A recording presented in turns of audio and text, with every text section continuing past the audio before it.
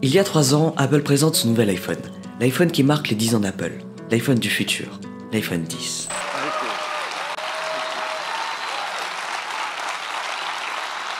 This is iPhone 10.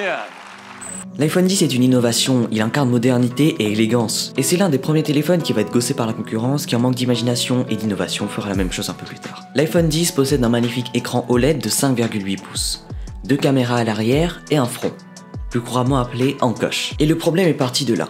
Aucune marque n'a osé sortir un produit avec une encoche ayant peur des retours négatifs que celle-ci pourrait produire. Ils ne voient pas un bel écran, ils voient l'encoche. Ils ne voient pas l'innovation, il voit l'encoche. Mais une fois Apple lancé sur cette direction, on a vu apparaître des barres, des poinçons, des encoches ou encore des gouttes d'eau. Certaines personnes se plaignaient de la disparition de la prise jack, des applications qui ne sont pas totalement optimisées ou, je cite, la qualité du zoom décevant. Mais un an après, Apple riposte et sort les iPhone 10S, 10S Max et 10R. Ces iPhones ont été en rupture de stock dans presque tous les magasins. Mais pourquoi? Notamment grâce au 10R, un téléphone moins cher mais avec des compromis. Un téléphone aimant qui s'attache à toutes les personnes qui veulent un iPhone. Les caractéristiques de ce téléphone ont été augmentées mais on reste toujours sur un même design. Le changement arrive en 2019 avec les iPhone 11. Un gros coup marketing qui montre qu'Apple a toujours plus d'un tour dans son sac. En effet, appeler l'entrée de gamme 11 et non 11 mini ou 11R montre une grosse intelligence du groupe. Et enfin l'iPhone 12, l'iPhone du changement, ou pas. Apple suit un cycle de 3 ans. Tous les 3 ans, un nouveau modèle, une nouveauté, une innovation. Une encoche plus petite, des capteurs sous l'écran, capteurs d'empreinte digitale du 120 Hz. On ne le sait pas encore, mais heureusement pour nous, il y a plein de leaks sur internet. Aujourd'hui, on va faire un petit peu le tour de toutes ces rumeurs pour vous présenter les futurs iPhone 12. Je dis bien les prochains parce que d'après mes recherches, on aura 4 modèles. On va les appeler iPhone 12, iPhone 12 Max, iPhone 12 Pro et iPhone 12 Pro Max. Alors, à quoi peut-on s'attendre ?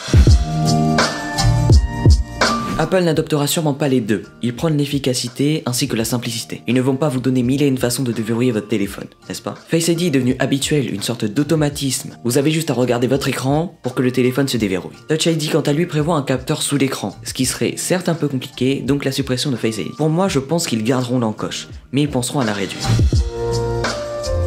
Pour ceux qui ne le savent pas, un capteur LiDAR est un capteur électronique faisant partie de la famille des capteurs. Plus précisément des capteurs LiDAR, qui veut dire Light Detection and Warning. Il s'agit d'une méthode de calcul qui permet de déterminer la distance entre le capteur et l'obstacle visé. Un LiDAR utilise un faisceau laser pour la détection, l'analyse et le suivi. Ce capteur pourra vous permettre d'incruster des objets en 3D directement dans votre téléphone ou permettre d'améliorer la réalité virtuelle. Il est déjà présent sur le nouvel iPad Pro. Alors, est-ce qu'on pourrait l'avoir sur l'iPhone? On va juste faire un petit bilan des capteurs au dos. Donc, au programme, on a 3 capteurs photo. Donc, comme on a d'habitude, un angle normal, un grand angle et un téléobjectif, plus ce capteur LiDAR, seulement pour les 12 Pro et 12 Pro Max. Pour les iPhone 12 et 12 Max, on prévoit juste 2 capteurs photo. Un normal et un soit téléobjectif, soit ultra grand angle, à voir. Et cette fois-ci, l'objectif normal passe de 12 à 64 mégapixels, et ça, c'est chouette. Donc on a 4 versions. Les 2 premières versions sont en aluminium, les 12 et les 12 Max. Leurs tailles d'écran sont de 5,4 pouces et de 6,1 pouces. Les 2 autres versions sont en inox, donc les 12 Pro et les 12 Pro Max. Leurs tailles d'écran sont de 6,1 pouces et de 6,7 pouces. Apparemment tous les écrans passeront en OLED. Apple a enfin franchi le cap d'arrêter de produire du LCD. C'est pas plus mal. Bien évidemment, les prochains iPhones seront dotés de la puce A14 qui, d'après certains leaks, certains tests qui ont été faits sur internet, va être vraiment très puissante et pourra être même considérée comme la puce la plus puissante jamais vue dans un téléphone. Une plus grande batterie, je pense, bien évidemment. Apple a déjà fait une prouesse avec ses derniers iPhone 11 et 11 Pro et 11 Pro Max qui pouvaient tenir 2 voire 3 jours en utilisation normale. Donc je pense une augmentation possible de la batterie avec une meilleure optimisation grâce à la puce A14. Un iPhone doit se garder longtemps, le plus longtemps possible. Alors 5G ou pas, je pense que oui. Pour moi la 5G ne sert pas à grand chose maintenant. Les bornes ne sont pas totalement prêtes, les opérateurs non plus et les téléphones ne sont pas complètement abordables. Malgré cela, Apple optera donc pour la 5G sur tous ses modèles. Le 120 Hz est un taux de rafraîchissement. Il rend l'utilisation plus fluide et plus agréable. Plusieurs marques l'ont déjà adopté. Alors, qu'Apple l'adopte, pourquoi pas?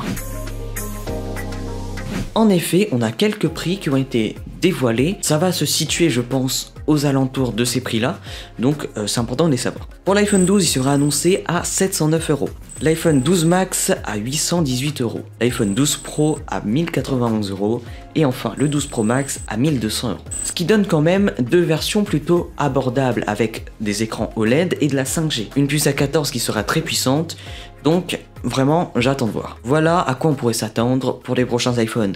Un taux de rafraîchissement peut-être plus élevé, un capteur LiDAR, de la 5G, etc. D'autres personnes vous donneront peut-être un autre regard, celui-ci c'est le mien. Merci de m'avoir écouté, c'était Sunrek, bye tout le monde.